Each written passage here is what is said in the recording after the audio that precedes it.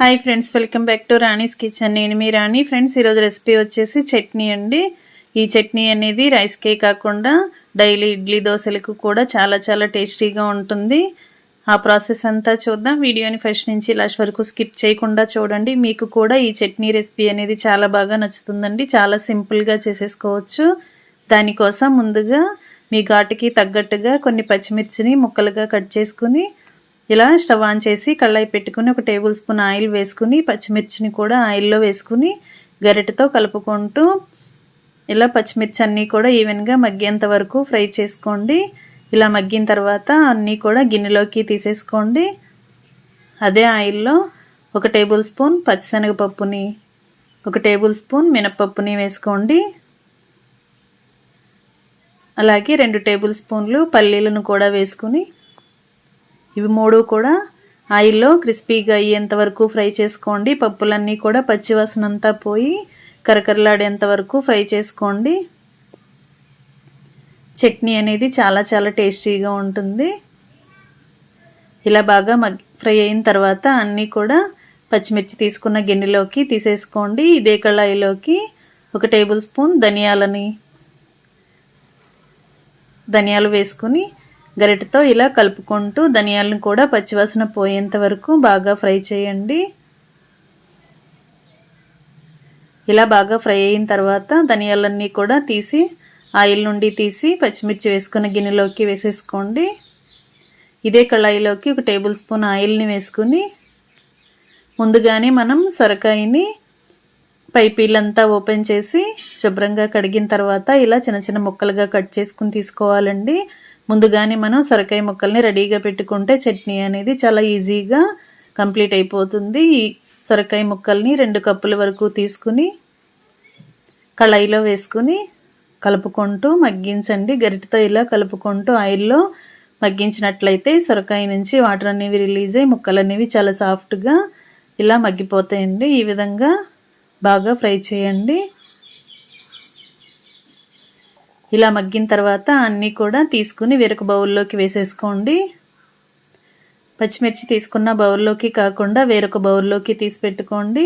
ఇదే కళాయిలోకి 1 tea spoon ఆయిల్ని వేసుకుని సన్నగా కట్ చేసి పెట్టుకున్న టొమాటో ముక్కల్ని వేసుకోండి. 2 టొమాటోలు అయితే సరిపోతాయండి.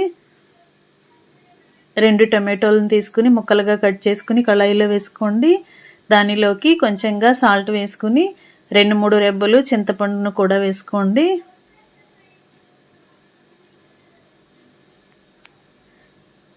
ఇవి 3 కూడా కలిసేంత వరకు గరిటెతో బాగా కలుపుకుంటూ టొమాటో ముక్కలు అనేవి సాఫ్ట్గా వచ్చేంత వరకు ఉడికించండి.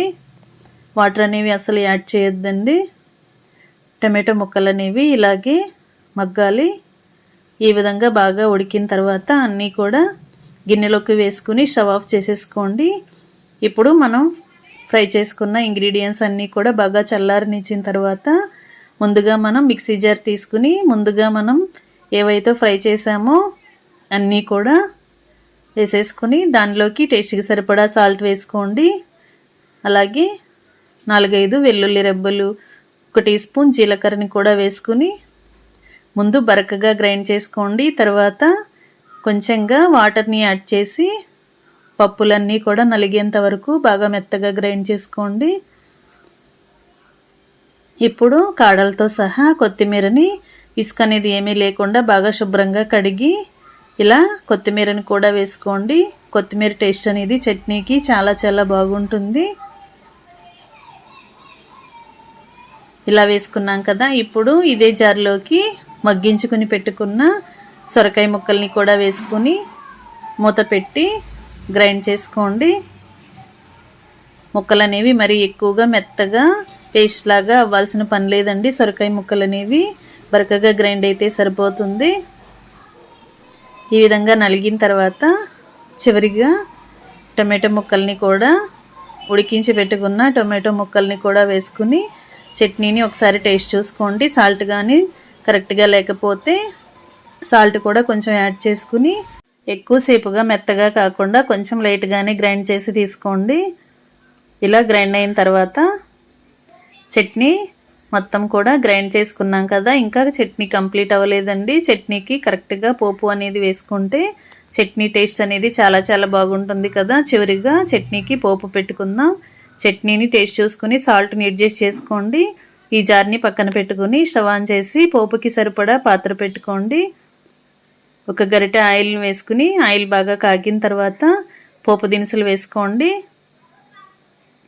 శనగపప్పు, మినప్పప్పు, ఆవాలు, జీలకర్ర, ఎండుమిర్చి ముక్కలు వేసుకుని దంచి పెట్టుకున్న వెల్లుల్లి రెబ్బలు కూడా కొంచెం వేసుకోండి. ఇవన్నీ కూడా ఆయిల్లో బాగా ఫ్రై చేయండి. దీనిలోకి కొంచెంగా ఇంగువ కూడా యాడ్ చేసుకోండి. ఇంగువ టేస్ట్ అనేది చట్నీకి చాలా చాలా బాగుంటుంది. అంతేకాకుండా ఫుడ్ అనేది త్వరగా డైజెస్ట్ అయిపోతుందండి. చివరిగా కొంచెంగా కరివేపాకును కూడా యాడ్ చేసుకుని పోపు అంతా కూడా క్రిస్పీగా ఫ్రై అయిన తర్వాత స్టవ్ ఆఫ్ చేసుకుని మనం గ్రైండ్ చేసి పెట్టుకున్న చట్నీని ఆ పోపులో వేసేసుకుందాం.